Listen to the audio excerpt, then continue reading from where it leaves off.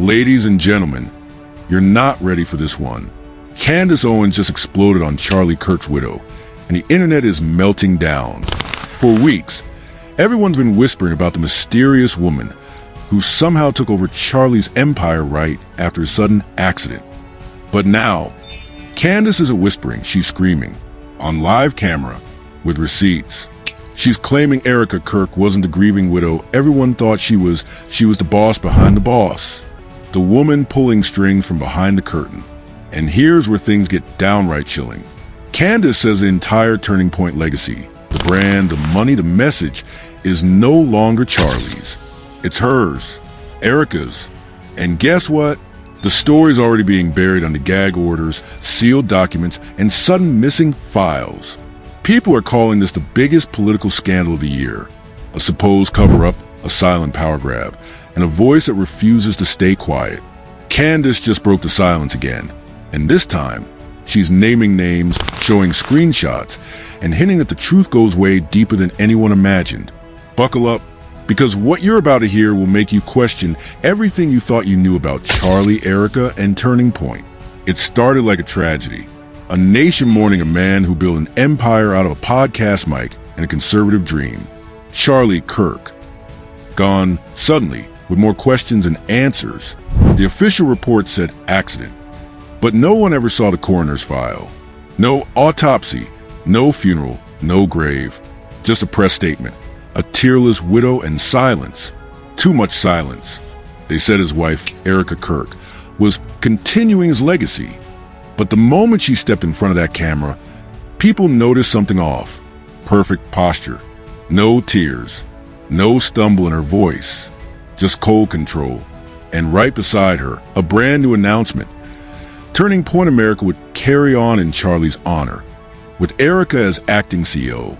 Within days, the logos changed, the social pages rebranded, and the boardroom whispers began. Candace Owens noticed too.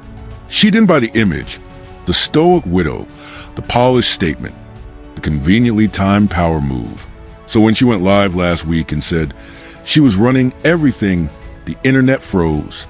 For the first time, someone close to Charlie was saying what thousands were thinking. Maybe this wasn't tragedy. Maybe it was takeover. Behind the scenes, something was brewing long before Charlie's so-called incident. Insiders say there were arguments. Private board calls where Charlie questioned the organization's foreign funding and refused certain sponsorships.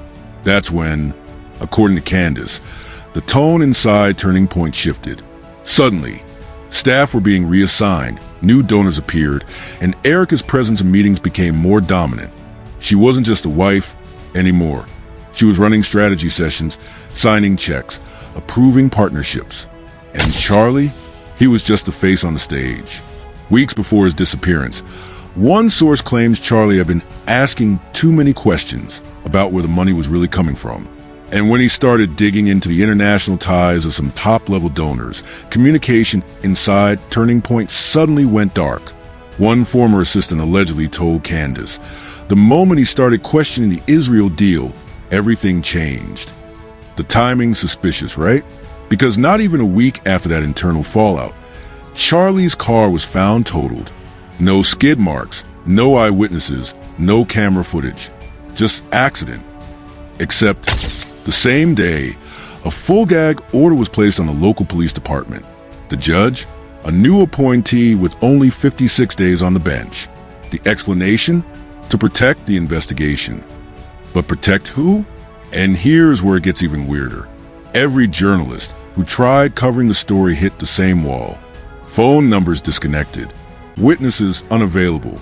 Reporters claiming their credential access was mysteriously revoked after contacting Turning Point for comment. Even mainstream outlets backed off. A cover-up or coincidence? You decide, but Candace didn't back off. She's been leaking pieces of what she calls receipts they can't erase. In one leaked group chat, allegedly between Turning Point board members, an unnamed staffer writes, "We can't afford another internal scandal. Just back her leadership until things stabilize." Another replies, "Charlie would have wanted her to lead." Except those texts are dated 2 days before his death. That's not grief. That's coordination. And who's the common link between all of this? Erica, The same woman whose mother, according to public filings, once owned a defense contracting company tied to Homeland Security. The same Erica who, in an old interview, casually mentioned her mom worked on classified government projects. The same Erica who told that story about meeting Charlie in Israel while on a trip with her mother. If that doesn't sound like coincidence, that's because it probably isn't. Candace Owens called out directly. This wasn't a love story. It was a setup. And when she said that live, you could practically hear the legal team screaming. Within hours, her stream was flagged, clipped, and partially taken down. Not for misinformation, for pending litigation. That's YouTube's code for someone powerful sending a warning. People close to Candace say she received 3 cease and desist letters that same week. But she didn't stop. She doubled down, posting audio clips she claims are from Turning Point meetings where Erica allegedly overruled Charlie's own executive decisions. In one of them, a female voice says, "Charlie doesn't need to worry about PR. We'll control the narrative." Control the narrative. The same phrase now being used by insiders to describe exactly what's happening. A sanitized, government-approved version of the truth. And while all of this chaos unfolded, Erica was climbing higher. New sponsors, new political connections, even rumored dinner meetings with donors who had never once spoken to Charlie. Every move was precise, strategic, emotionless, almost like she'd been trained for it. Some say Erica's rise was pure coincidence, that she simply stepped into leadership when tragedy struck. But others see it differently. They point to how quickly she restructured Turning Point's board, replacing Charlie's longtime allies with her own people. How she launched new initiatives with foreign partnerships within a month. How she quietly signed off on media deals that Charlie had previously refused. And then there's the strangest piece, the autopsy report that never surfaced. According to county records, Charlie Kirk's case number exists, but no coroner's summary is public. When independent journalists filed FOIA requests, they were all denied under national security exemption. National security for a political commentator? Candace Owens didn't mince words. She told her audience, when a commentator dies and Homeland Security gets involved, you're not dealing with a car crash. You're dealing with cleanup. Her words exploded across social media. Within 24 hours, #EricaKirk trended globally. Some fans defended her, calling her a strong widow keeping her husband's dream alive. Others demanded investigations. The divide was instant, violent, and exactly what Erica needed, chaos to hide behind. But Candace wasn't done yet. She claimed to have emails, voice notes, and documents proving Erica's influence reached into every corner of Charlie's world.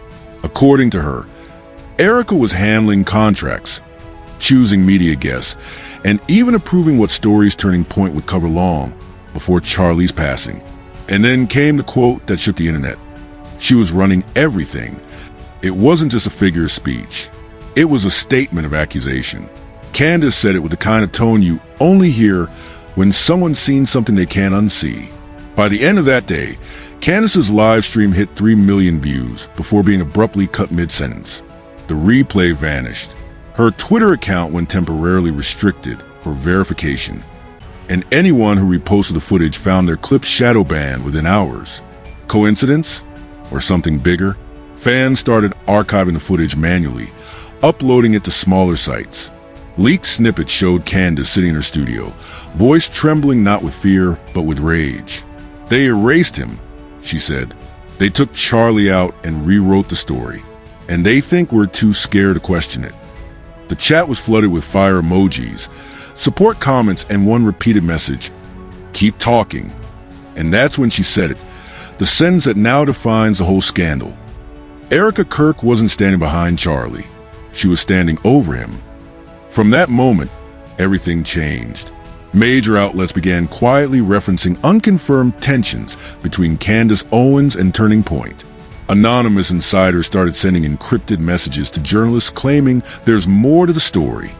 The dominoes were falling, slowly but undeniably. And just as the world started paying attention, a new headline appeared. Federal court imposes extended gag order on all parties connected to the Kirk case. That included Candace Owens. But gag orders can't stop whispers. especially when the person gagged already left the mic wide open. And this was just the beginning. Because if Candace was right, Charlie's story wasn't over. It was buried alive. The gag order didn't silence the internet. It only made people hungrier. Within hours of the judge's announcement, every social platform was crawling with conspiracy threads, clipped live streams, and hashtags demanding answers. The phrase, "Where's the coroner's report?" started trending right next to Erica New. And in the middle of it all, Candace Owens reappeared. She didn't break the gag order directly. She bent it. She posted one line on X. "Some people don't inherit power. They build the illusion of it." No names, no context, just that. And yet everyone knew exactly who she meant. Screenshots flooded timelines. Even political commentators who once ignored the story started weighing in. One wrote, "If what Candace is hinting at is true, Turning Point America's leadership isn't just questionable, it's compromised." Meanwhile, Erica Kirk was everywhere. Podcasts, charity events, panels. Perfect hair, perfect tone, perfect timing. The new face of reformed leadership. And every appearance looked more polished than the last, like she'd been prepped for this role long before it began. Candace, on the other hand, went dark. For a week, no posts, no streams, no statements. Then one night, her team dropped a teaser clip on Rumble titled, "The Files They Tried to Bury." It opened with her saying, "They warned me not to show this." The clip didn't reveal much, but in the background, viewers caught a glimpse of a document stamped Department of Defense, Internal Inquiry. Within 10 minutes, the upload hit 500,000 views. People started connecting dots the mainstream wouldn't touch. Erica's mother, Sandra Vale, used to run a small defense contractor in Arizona that held subcontracting rights under Homeland Security's Phoenix Division. Guess what? That company dissolved just months before Erica married Charlie Kirk. And when you trace the corporate paper trail, you find it was bought out by another entity, one that doesn't list a single public employee. Candace said it out loud on her follow-up stream. Her mom wasn't some random businesswoman. She was in the system. And Charlie didn't realize it until it was too late. Screenshots, tax records, and old interviews started resurfacing. In one clip, Erica laughed about her family ties to Washington insiders and how her mom taught her how to manage men in power. The tone was playful. The context? Not so much anymore. That's when Candace dropped another bombshell, a supposed leaked voice note. It was grainy, distorted, but clear enough. A woman's voice said, "Charlie doesn't understand the stakes. If he keeps pushing this Israel narrative, they'll pull the plug." The moment that hit social media, chaos exploded. Thousands reposted it before the clip was deleted everywhere. Then, a message popped up from Erica's PR team calling the recording deep fake propaganda. But here's the thing. Candace never confirmed nor denied if she was the source. She didn't need to. The damage was done. Behind the scenes, Turning Point's internal dynamics were falling apart. Anonymous employees started leaking to political blogs, claiming the organization had shifted dramatically after Erica's takeover. "Everything feels scripted now," one said. She approves every guest, every headline, even which words were allowed to use. Another source added, "It's like she's rebuilding the entire brand for someone else." At the same time, Erica's media presence grew even stronger. A glossy magazine spread titled The Woman, continuing the movement, hit newsstands. But there was no mention of Charlie's family, no tribute section, no foundation update, just her face, alone. And then came the strangest twist. The FBI quietly expanded their investigation into the Tyler Robinson case. But court reporters noticed something unusual. Large sections of the documents were being sealed under foreign liaison agreements. What kind of domestic murder trial involves foreign liaisons? Candace commented, "That's not how justice works. That's how cover-ups work." At this point, the timeline didn't add up. Charlie Kirk supposedly dies in an accident. No footage, no public autopsy. His wife instantly inherits control of a multi-million-dollar political organization. Her mother has government connections that mysteriously disappear right before it happens. A suspect is arrested, but the trial is completely sealed under international security clauses. And then, the only person asking questions gets silenced by a gag order. It was starting to sound like a screenplay, except the actors were all real. And just when everyone thought the scandal had peaked, a new recording leaked, allegedly from an internal Turning Point meeting. Dated 2 weeks before Charlie's death, a male voice, supposedly Charlie, says, "If the funding's tied to them, I'm out. We're not laundering narratives for another country." The clip cuts off there. Candace reposted it with one line. He tried to walk away. That's when the story crossed from controversy into chaos. Cable news segments started debating whether the recording was authentic. Twitter Spaces ran all night with users dissecting every second. Someone even ran the audio through forensic software and claimed the voice matched Charlie Kirk's frequency pattern with 96% accuracy. By now, Erica's team was in full damage control mode. They released a press statement, calling the entire scandal dangerous disinformation pushed by unstable personalities.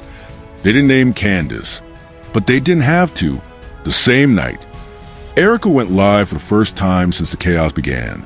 Dressed in all black, sitting behind a Turning Point banner, she calmly said, "I forgive those who are lost in anger. My husband's mission continues through me." Forgive. That word triggered the internet. Forgive who? For what? Within minutes, clips of her saying it were everywhere. People froze the frame, zoomed in on her expression, dissected her tone. She didn't blink once. The comments poured in, "She looks proud, not sad. This feels like a performance. She's talking like she won something." Meanwhile, Candace posted a new video, shorter, sharper, and angrier than anything before. "You forgive him? He's not the one who needs forgiving," she said. Her voice cracked for the first time. Because the man they said died isn't even the man they buried. The internet lost it. That one line, "The man they said died isn't even the man they buried," blew open every theory imaginable.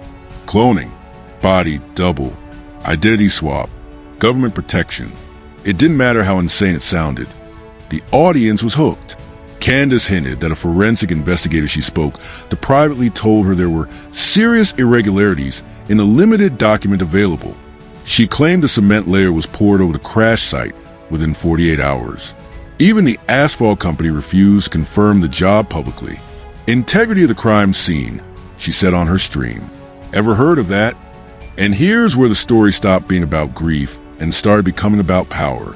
Because the deeper people dug, the clearer it got. This wasn't just one tragedy. It was a political reshuffling disguised as one. Donors changed, alliances flipped, and the messaging of Turning Point America started softening toward groups Charlie had once openly criticized. The boardroom was full of new faces, all connected, somehow, to the same DC networks Erica's mother once worked with. Coincidence? Candace didn't think so. In her next live broadcast, the one she called Part 3 of the Silence Files, Candace said flatly, "You don't replace a man like Charlie overnight unless the plan was in motion long before." And for once, the internet didn't call her crazy. They called her right. By the end of that week, Turning Point's headquarters in Phoenix was surrounded by reporters, drones, protesters, police barricades. Erica wasn't seen for days. Then suddenly, a private jet registered under her new corporation lifted off for Washington, D.C. Candace's closing line that night hit like a gunshot. The gag order can't stop the truth, because when someone controls a story this hard, you have to ask, what are they so afraid we'll find? And with that, she signed off. The screen faded to black, but the comments kept rolling in. This isn't over. She's hiding something. Part 3 when... And no, Part 3 was coming, because the silence wasn't the end. It was the setup. The internet thought Candace Owens had finally gone too far. But then came the upload that changed everything. The screen opened on static. A muffled voice said, "You weren't supposed to see this." And for the next 10 minutes, Candace dropped what she called the final puzzle piece. She claimed to have obtained internal correspondence between Turning Point executives dated days before Charlie Kirk's death. Emails that discussed transition strategy and post-leadership messaging. The words post-leadership were timestamped 4 days before the crash. And once that file hit social media, no one was sleeping. This wasn't conspiracy anymore. It was strategy, documented, calculated, and timed. Candace didn't say how she got the emails, but she said one thing that made everyone pause. The sender used Erica's private server, the same kind of server her mother once used during defense contracts. Now, in any normal world, something like that would trigger an investigation. But instead, the Department of Justice quietly issued another seal motion, this time expanding the gag order to include any future digital content that may interfere with the integrity of the ongoing trial. Translation: Candace's footage. But the damage was already done. Thousands of reuploads flooded the internet. Mirror sites, Telegram channels, Reddit threads, all carrying the same explosive claim. Charlie Kirk's death was premeditated corporate succession, and the deeper people looked, the stranger it got. A whistleblower who identified herself only as M contacted an independent podcast and claimed to have been a transcription assistant for Turning Point's board meetings. She said there were 2 Charlies, the public one and the one who wanted out. According to her, Charlie had recently expressed regret over deals that didn't align with the movement's values. He planned to announce a break from several foreign donors. That speech was never aired. Within 24 hours of M's testimony, her account disappeared. Her LinkedIn gone. Her email deactivated. Meanwhile, Erica was back on stage, polished, poised, powerful, telling audiences she'd forgiven everyone who doubted her. She stood in front of a massive screen that read Turning Point Reborn. The audience clapped, cameras flashed, and somewhere across the internet, people were typing in all caps, "She doesn't look like a widow, she looks like a winner." Candace saw that clip. Her response was raw. "Forgiveness without grief is performance," she said. "And performance without truth is manipulation." But then Candace's own team started noticing something odd. Every time she streamed, the connection dropped at the 17-minute mark. Always the same timestamp. Viewers joked it was coincidence. Her producer didn't. "We're being throttled," he said. Then one night, Candace's live abruptly cut mid-sentence. The replay never appeared. Within hours, hashtags like #WhereIsCandace and #Silencing the Truth trended worldwide. Some claimed she'd been detained. Others said she was hiding for her safety. 3 days later, she reappeared on an independent platform, visibly shaken but defiant. She didn't waste time. "They wanted me gone," she said, voice trembling. "But I have one last thing to show you." She held up a document that looked like an internal transfer memo from Turning Point America. The signature line, E. Kirk. The date, the same day as Charlie's accident. The transfer authorized a new LLC, Turning Point Holdings, shifting full control of intellectual property and assets to Erica's management team. It was notarized within 12 hours of the crash. You could hear the disbelief in Candace's voice. They didn't even wait for a body. That line alone broke the internet. Within hours, journalists scrambled to verify the filing. The document was real, publicly registered. But here's where the shock deepened. The notary listed on it had died 3 years earlier. Candace said what everyone was thinking. A ghost notarized Charlie's company. That single revelation set off a wave of chaos. News outlets tried to debunk it, but the public had already chosen sides. One camp called Candace a hero. The other called her dangerous. And Erica, she disappeared. No public events. No posts. Just silence. Then, a cryptic message appeared on Turning Point's official site. "We remain committed to truth, integrity, and the American mission." That message stayed pinned for 48 hours, then vanished. 2 nights later, Candace posted what she called her final stream. It opened with a close-up of her face, dark circles under her eyes, the kind of exhaustion that comes from being hunted by a story. "They think this ends with silence," she said softly. "But silence doesn't erase evidence." She leaned forward. "Do you want to know what really happened the night Charlie died?" The next part didn't sound like commentary. It sounded like confession. Candace claimed a contact inside Homeland Security, someone tied to Erica's mother's old division, confirmed that Charlie Kirk had been under protective observation due to an information breach tied to foreign donors. In plain English, he had data he wasn't supposed to have.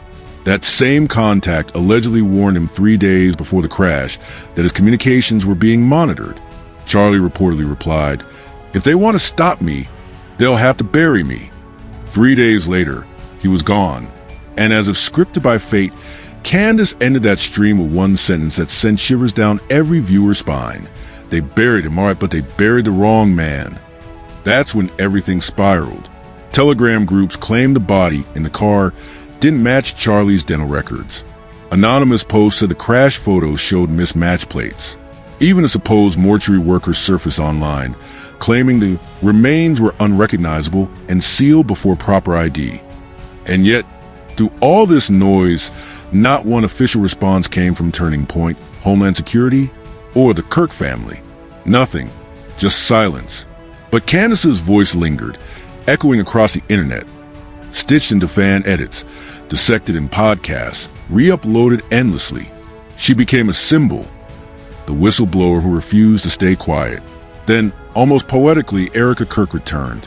She appeared in a short interview clip, calm as ever, saying, "The truth has a way of revealing itself in time." She smiled, and those who speak too soon often burn themselves out.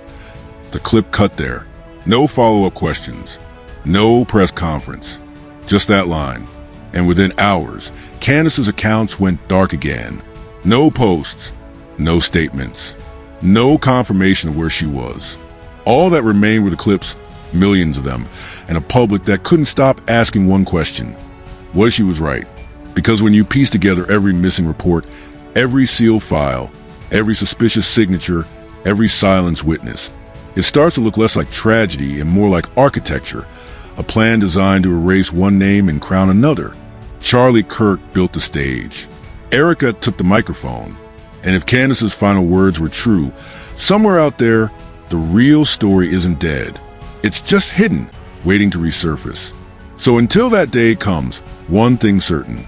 This isn't closure. It's a cliffhanger written in real time. Because in this game of legacy and lies, no one ever really buries the truth. So now you've seen it all. The cover-ups, the gag orders, the ghost signatures, the power swaps, and the voices that just won't stay quiet. But here's the question that keeps echoing through every corner of the internet. Was this really about love and loss or loyalty and leverage?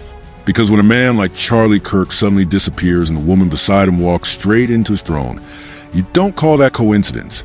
You call that choreography. Candace Owens may be silenced by law, banned by platforms, and targeted by the very system she's exposing, but she still did what no one else dared to do. She said the names out loud. And if what she's claiming is even half true, this isn't just a scandal. It's a warning. A reminder that in today's political theater, the villains wear halos, and the truth is always the first to disappear. So here's where you come in. Don't just watch, question everything. Watch her words, trace the money, connect the timing, and decide for yourself whether this is a tragedy or a takeover dressed up as one. Because if Candace Owens' story is silenced, then every one of us loses a piece of the truth with it. And trust me, this storm isn't over. The next part of this story, the one they're trying to bury, is already boiling under the surface. So stay here, stay curious, and stay loud. Hit subscribe, drop your theories in the comments, and don't blink, because this story isn't ending. It's just beginning.